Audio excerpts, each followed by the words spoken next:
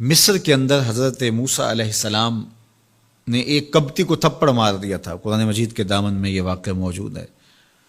تو آپ کی جلالت اور آپ کے زور کی تاب نہ لاتے ہوئے وہ وہیں ڈھیر ہو گیا اور اس کی موت واقع ہو گئی۔ تو مصر کے حالات کشیدہ ہو گئے اور حضرت موسیٰ علیہ السلام کو مصر چھوڑنا پڑا۔ تو وہ شہر مدین کی جانب جا رہے تھے کہ راستے کے اندر ایک کنواں تھا، وہاں کچھ لوگ اپنے جانوروں کو پانی پلا رہے تھے۔ تو حضرت موسیٰ نے دیکھا کہ دو پردہ دار خواتین ہیں، وہ اپنے جانوروں کو ایک سمت لیے کھڑی ہیں۔ سمجھ گئے کہ مردوں کے ہجوم میں آنا نہیں چاہ رہی، ان کا حیا مانے ہے۔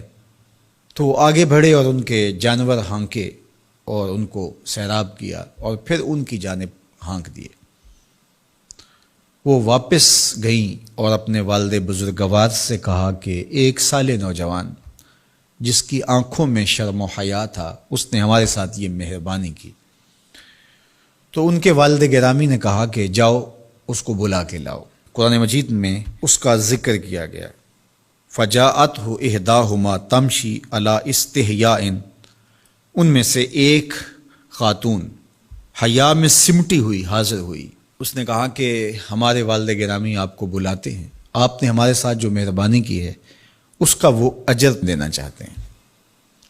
تو حضرت موسیٰ علیہ السلام ان کے ساتھ چلے گئے، اور جب گئے تو یہ گھر تھا حضرت شعیب علیہ السلام کا، اور یہ صاحبزادیاں حضرت شعیب علیہ السلام کی تھیں۔ تو اس خاتون کا شرم و حیا کے ماحول میں حضرت موسیٰ علیہ السلام کو یہ کہنا اور چل کے اس انداز سے آنا، قرآن نے اس کی حکایت بیان کی ہے۔ تو خدا کو پسند ہے کوئی خاتون حیا کے ماحول میں آئے تو اللہ اس کی آمد کو اور اس کے آنے کو قرآن کا عنوان بنا دیتا ہے اور قرآن کی حکایت بنا دیتا ہے کہ جو خاتون حیا کے جوہر کی مالکہ ہو وہ اللہ کو کتنی اچھی لگتی ہے۔ اللہ اکبر۔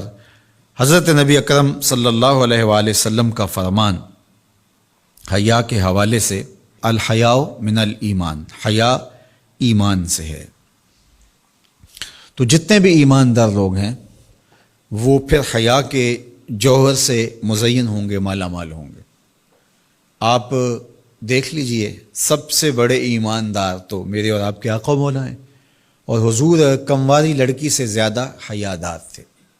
باقی حضور کے اصحاب دیکھ لیجئے، ان کا حیا، اور حضور کی ازواج مطہرات کا حیا دیکھیے۔ ام المومنین حضرت عائشہ رضی اللہ تعالی عنہا فرماتی ہیں کہ حضور کا جب وصال ہوا اور حضور میرے حجرے میں دفن ہوئے تو میں جب حضور کی قبر انور پہ جاتی تو معمولی چادر اوڑھ کے چلی جاتی، اس خیال سے کہ میرے شوہر ہیں۔ پھر حضرت ابوبکر صدیق رضی اللہ تعالیٰ عنہ کا وصال ہوا تو وہ بھی ساتھ دفن ہو گئے، تو میں پھر بھی اسی حالت میں جاتی اور میں سوچتی کہ ایک میرا شوہر ہے اور دوسرا میرا والد ہے۔ کہا پھر حضرت عمر رضی اللہ تعالیٰ عنہ کا انتقال ہوا اور وہ بھی ساتھ مدفون ہوئے۔ تو حضرت ام المومنین فرماتی ہیں کہ اب جب میں جاتی تو میرا جانے کا انداز مختلف تھا۔ فواللہ ما دخلت الا وانا مشدودۃ علی ثیابی حیاء من عمر۔ کہا اب جب بھی میں جاتی تو خوب اوڑھنی اوڑھ کے اور چادر لے کے جاتی، مجھے عمر سے حیا آتی۔ یہ ام المومنین کا انداز زندگی ہے۔ مخدرات اسلام کو اس سے سیکھنا چاہیے۔ جو قبر میں دفن ہیں ان سے بھی یہ حیا کریں، جو مومنوں کی ماں بھی لگتی ہیں۔ اور آج یہ دلائل دیے جائیں کہ پردہ تو جناب دل کا ہوتا ہے، چہرے کا پردہ تو نہیں ہے۔ باقی کسی کو اپنی آنکھ میں شرم پیدا کرنی چاہیے۔ عورت کو کیا ضرورت ہے کہ وہ اپنے آپ کو ڈھانپ کے رکھے؟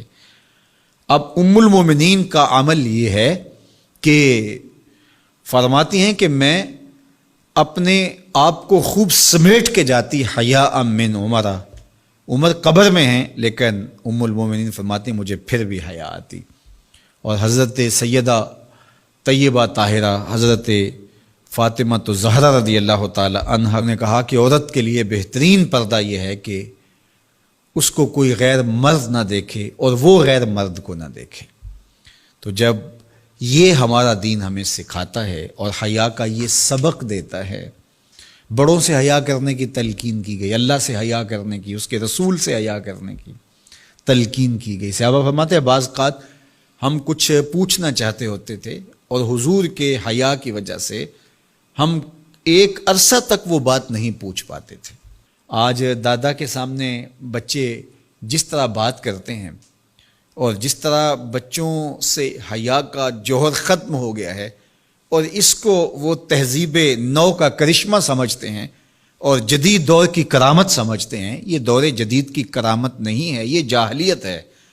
بڑوں کا احترام اور بڑوں کی عزت یہ زندگی کا جمال ہے۔